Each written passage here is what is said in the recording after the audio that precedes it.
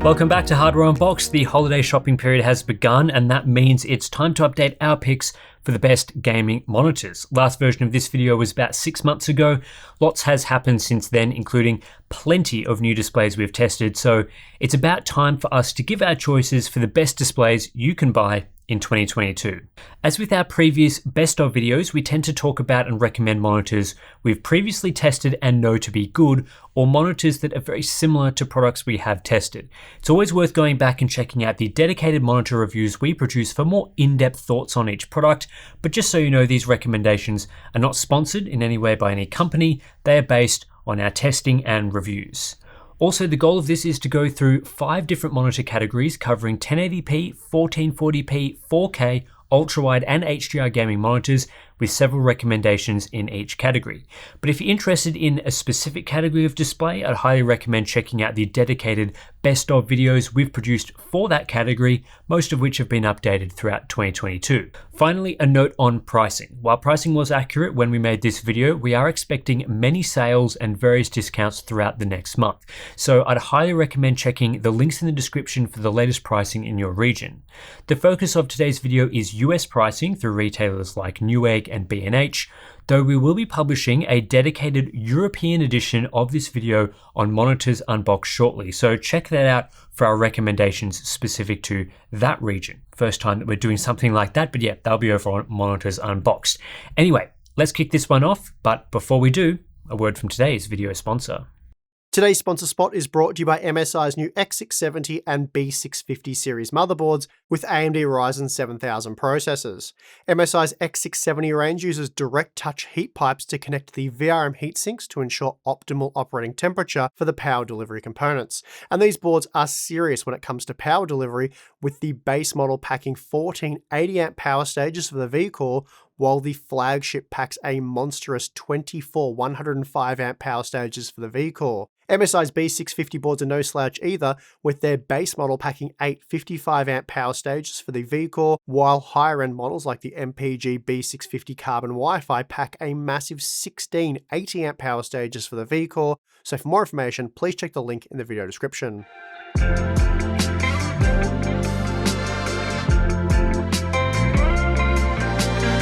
What's been a great trend throughout 2022 is the continual price reductions for pretty much every type of 1440p monitor.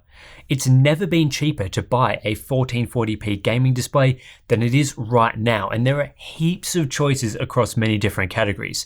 So it's important that you think about what size and refresh rate you're interested in, as that will narrow down the choices significantly. Let's start with 1440p medium refresh, which is an extremely competitive market and one with excellent value deals and heaps of bang for buck on offer. If you're after a budget sort of display for your gaming setup, this is where I'd be looking. And what's clear during this holiday period of 2022 is that you'll want to be paying around $250 US for a 27-inch 1440p 165Hz-ish monitor. That's standard pricing today, and I wouldn't want to be forking out more than $300 unless it was an especially premium product. My favorite choice at $250 US is the Gigabyte M27Q-P, sometimes called the M27Q Pro. This is a 27-inch 1440p IPS display with a maximum refresh of 170Hz, and it offers the best performance in this price range of any monitor that I've tested. It's also a good improvement on the original M27Q that we've recommended many times previously, and it comes in at a lower price. The M27Q-P is a fast monitor offering great response time performance in the budget class. It's not the absolute fastest IPS I've tested, but it's certainly decent and delivers low overshoot. Gigabyte also offer a great color experience, making the M27Q-P a well-balanced product. It's got 98% DCI-P3 coverage and a well-tuned sRGB mode, plus handy features like a KVM switch and low input lag. The main weakness here is the contrast ratio, which is nothing special, as is typical of an IPS monitor. I'd choose this over the HP X27Q, which is available for as little as $220. For just $30 more, you get a wider color gamut, better calibration, higher contrast and brightness, plus more features and similar response time, so I think it's worth the extra cash. Another alternate is the Nixius NX EDG27X, which is a 27-inch 1440p 165Hz IPS monitor, also currently available at a discounted $250 price. This Nixius option uses a different panel with a higher contrast ratio and slightly faster, more tunable response times.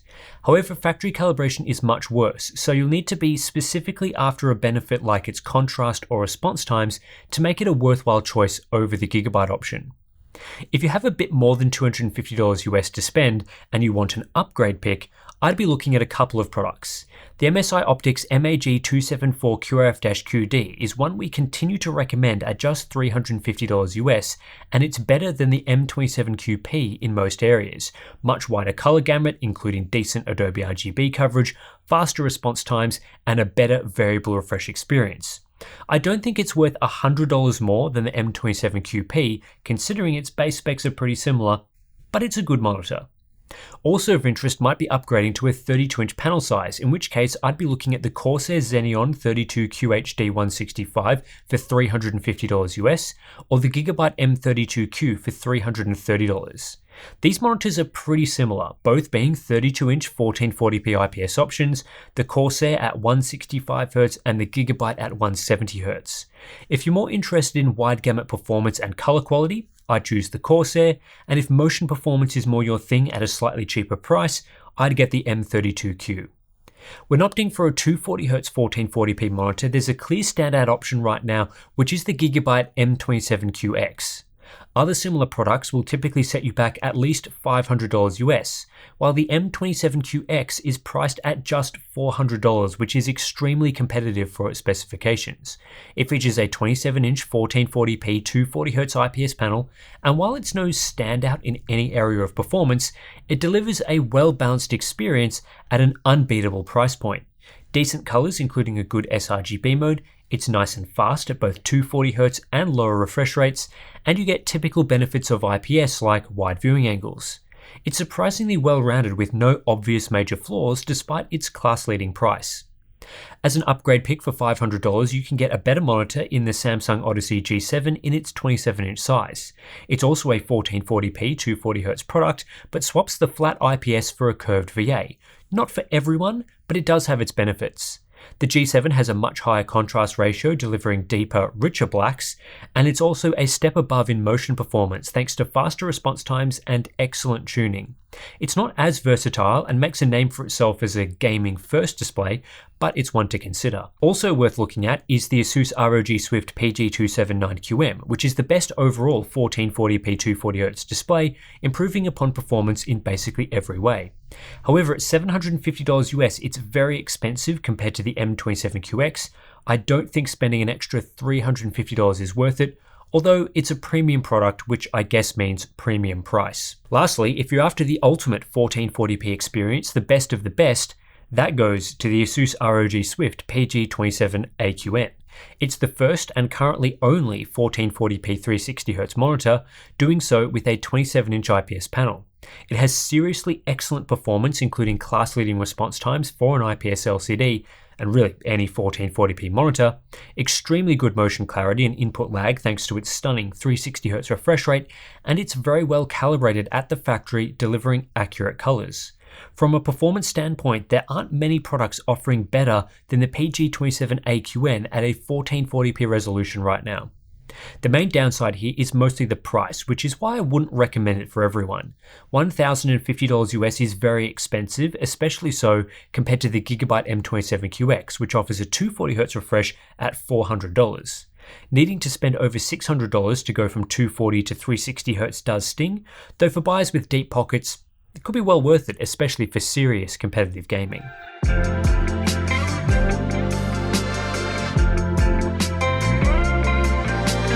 4K gaming monitors have quickly gone from a relatively niche product to something that you should seriously consider as your next display, especially if you have any plans to upgrade to a new GPU in the near future.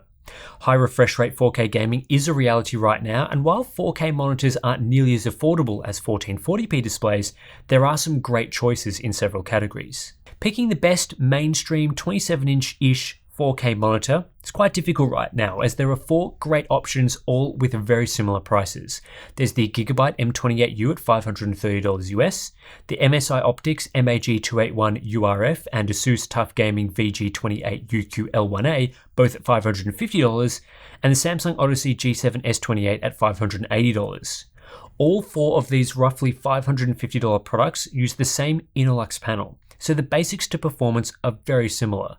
Especially when it comes to response times and tuning, you can essentially expect to get the same level of motion clarity, all bring around a 5 millisecond average with great overdrive tuning at up to 144Hz on its 28-inch 4K IPS panel.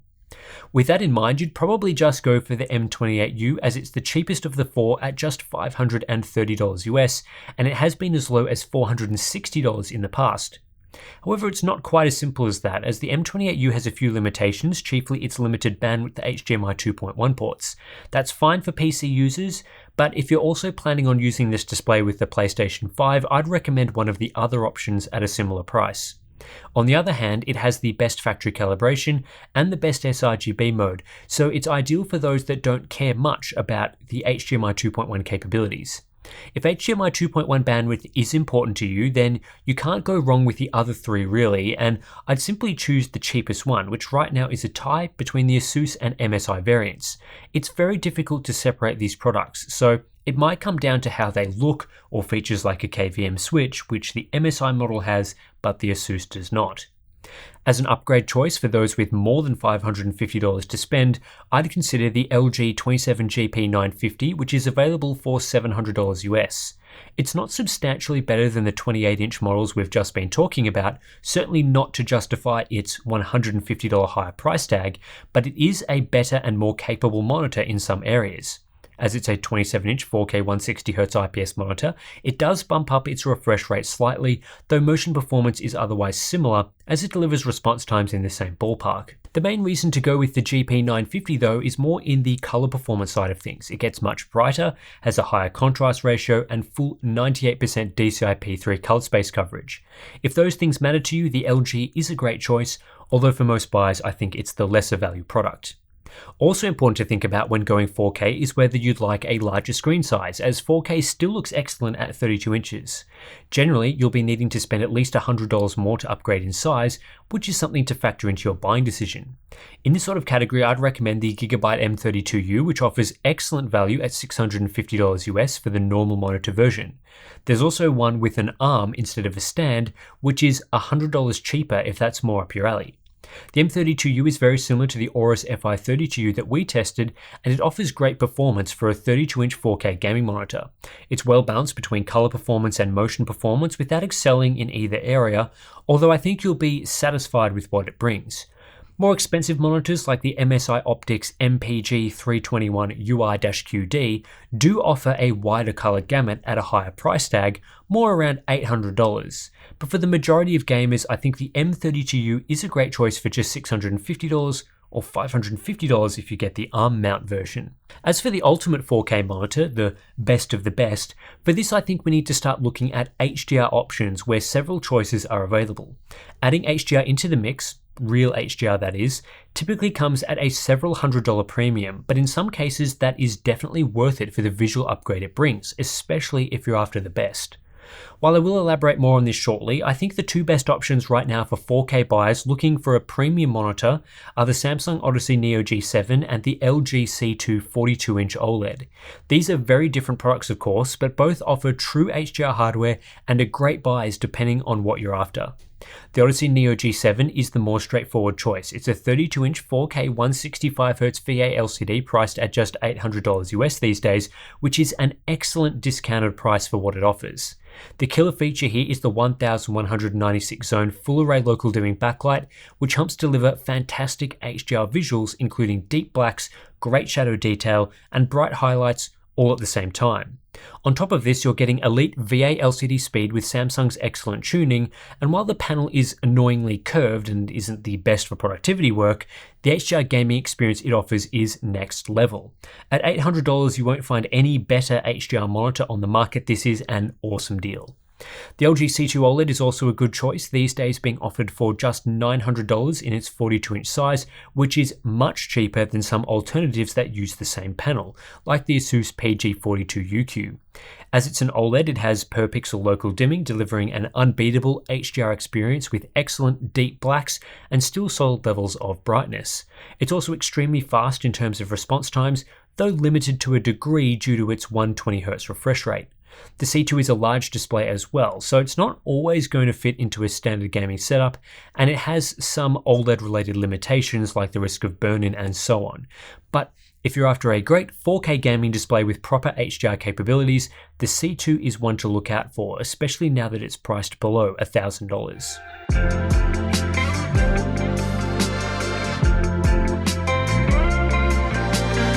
In late 2022, there is finally good news to share in the HDR section of these videos because at long last, there are a number of really solid HDR options to recommend. HDR is still a premium category, so if you want proper, true HDR performance, you'll need to be willing to part with at least $800 US. But at the same time, real HDR monitors have never been cheaper, and I can finally recommend jumping into this ecosystem with confidence. When recommending HDR monitors at the moment, I tend to go with three options: the Alienware AW3423DW, the LG C2 OLED in a 42-inch size, and the Samsung Odyssey Neo G7. These three are quite different in many ways, except for all offering a proper HDR experience for high-end shoppers. I have a great video on Monitors Unboxed that more closely explores these products and the differences between them, but I'll do my best summarizing it all here. When trying to come up with the best overall HDR option, I'm torn over whether to put the AW3423DW or the LG C2 OLED in the number one position. The Samsung Odyssey Neo G7 with its 1196 zone VA LCD panel, I would comfortably place in third. The motion clarity isn't as good as either OLED monitor in my opinion. The HDR experience is good, but not as good as the OLEDs, and while brightness is better, it's let down by Samsung's weaker color accuracy, bad viewing angles, and less solid HDR optimization. However, it's the cheapest of the three at just $800 US these days, which despite some of these drawbacks is an excellent price. The reason why I can still recommend the Neo G7 in some instances is it's the most standard desktop-friendly size. If you don't want the enormity of the C2 or the ultra-wide nature of the AW3423DW, then the Neo G7 is a great choice, provided you can tolerate the 1000R curvature. It has the best text clarity and is perhaps the most suited to more normal desktop use. And while it may not be as good as the OLEDs in some areas, it still has really solid performance in many areas for an LCD, with impressive HDR performance thanks to its 1196 zone backlight. As for the OLEDs, which one to get will come down to size preferences. The 42-inch C2 is large and a totally different format to the 34-inch ultra-wide AW3423DW. If there's any hesitation around ultra-wides or large displays, the choice one way or another is pretty obvious. But I think there's a lot of reason to be on the fence here. After all, the C2 is actually a bit wider than the ultra-wide Dell monitor and gives you a lot more height for a greater overall screen area. Here are the separating factors for me. The Alienware is a higher refresh rate 175Hz display that's better suited to PC use due to its DisplayPort connector, higher sustained brightness, and better burn-in policy. It has a similar HDR performance to the LG C2 and at times can actually get brighter while obviously maintaining similar black levels. It has good factory calibration, great HDR accuracy, and decent stand ergonomics. The LG C2 is in the lead with its feature set. It's a full-blown TV with smart features and a much wider range of calibration options, including support for Dolby Vision, which the Alienware doesn't support. It's larger, has a better display coding, better sub-pixel layout, and it has better console compatibility thanks to HDMI 2.1 support. It's also a lower processing latency display, and LG supports their products very well through software updates, unlike the Alienware, which doesn't even have user-upgradable firmware. Personally, I would slightly prefer the AW3423DW over the C2. I think the refresh rate and brightness advantages just get me over the line, but I could certainly quite easily make a case for the C2 as well, and I've loved my time using both displays. When choosing either of these OLEDs, I think it's hard to make a bad choice. Neither are perfect options, and there's plenty of room for improvement, but the image quality they provide for gamers today is outstanding. Also, it's important to note that there is a new variant of the AW3423DW called the AW3423DWF, which is a 165Hz variant that omits the G-Sync module and ends up costing $200 less. I expect this to perform very similarly to the model we tested, so it should be considered. As for LG C2 variants using the same panel, such as the PG42UQ, unfortunately most of these are simply too expensive right now to get my recommendation. The PG42UQ is great, but I'm not sure I'd pay over 50% more than the C2 right now. LG's latest discounted prices are simply too aggressive. When buying HDR at the moment, you'll also typically have to sacrifice versatility, desktop usability, and productivity to get the ultimate for HDR gaming. Both the OLED options have non-standard subpixel layouts and are at risk of permanent burn-in when viewing static content for long periods, so based on that, I can't recommend them for desktop usage.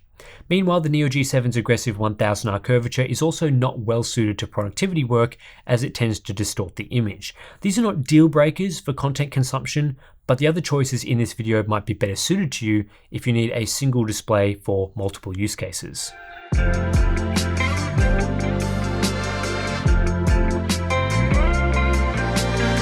While we haven't reviewed many ultrawide monitors in 2022, there are some great options in this category right now, including one that we've just been talking about in the HDR section, the AW3423DW.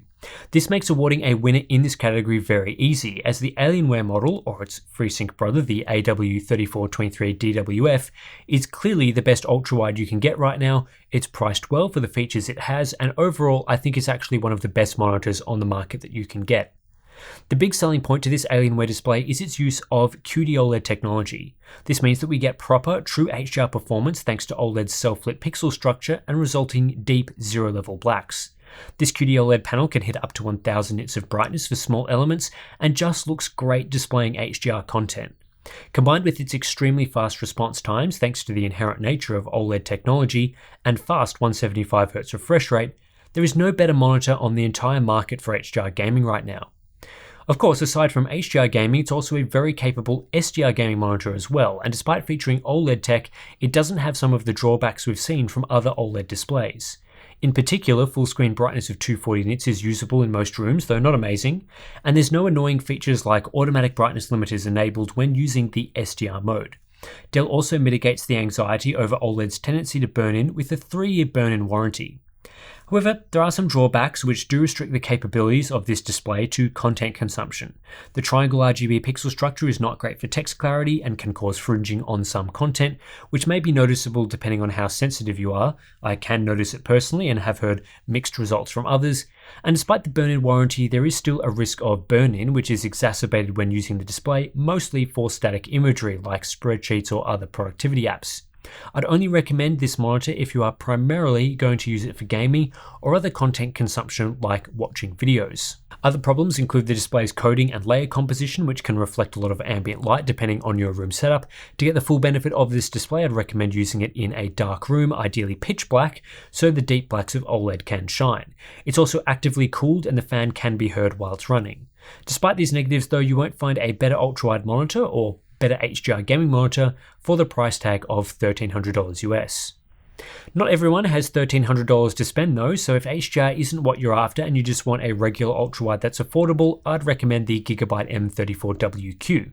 It's a bit unusual being a flat 34-inch 3440 by 1440 144Hz IPS display, but what it offers at just $450 is an excellent balance of performance across the various areas we test and look for.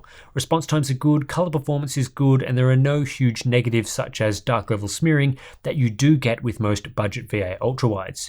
That's not to say there are no cons here. The contrast ratio is very weak in comparison to its VA competitors, and response times aren't as fast as premium IPS gaming ultrawides, but the versatility of its IPS panel and general balance of performance is what swings me towards this product compared to others on the market.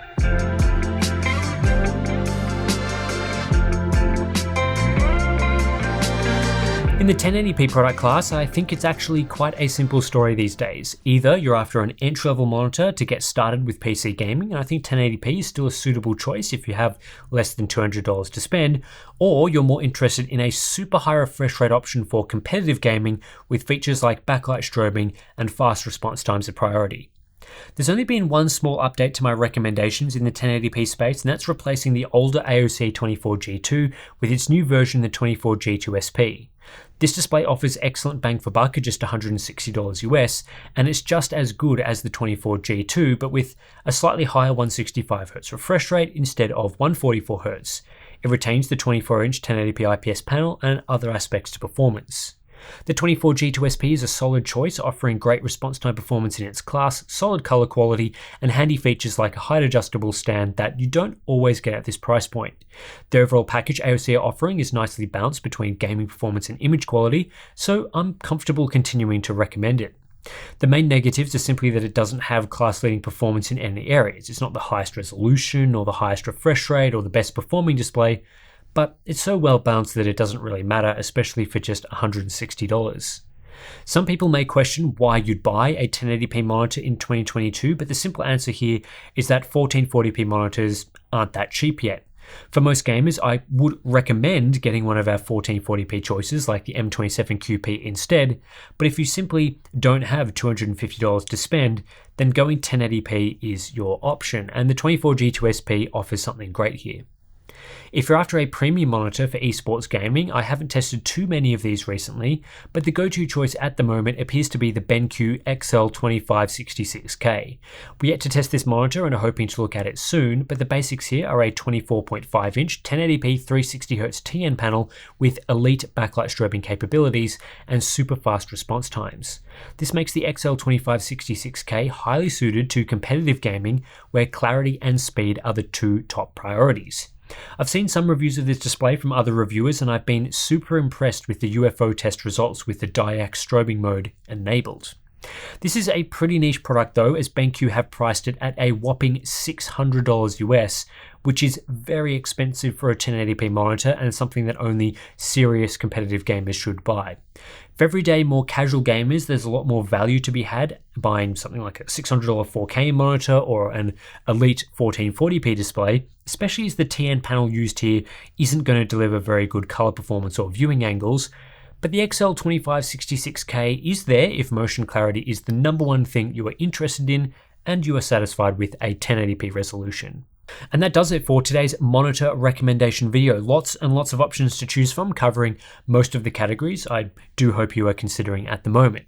If you want to learn more about the monitors we've talked about today, we do have dedicated reviews for most of them on the channel that will go into specifics around performance and features, which are well worth watching. I also have longer breakdowns available for the best 1080p, 1440p and 4K monitors on the channel, though just be aware that some of those recommendations may be less relevant in today's market depending on pricing and other options since we made those videos. Also, please do check out Monitors Unboxed, where more display content can be found, including a Europe-specific version of this video that will be published probably tomorrow, so stay tuned for that one. Anyway, that's it for this video. If you do appreciate all the testing that we do for monitors, there's a lot of testing that goes into making these sorts of recommendation videos. We've tested countless monitors to compare them and make our recommendations here. Please do consider supporting us on Patreon or Floatplane. It does support our independent testing, and you gain access to some cool benefits like our monthly live streams and Discord community. So thanks everyone for watching, and I'll catch you in the next one.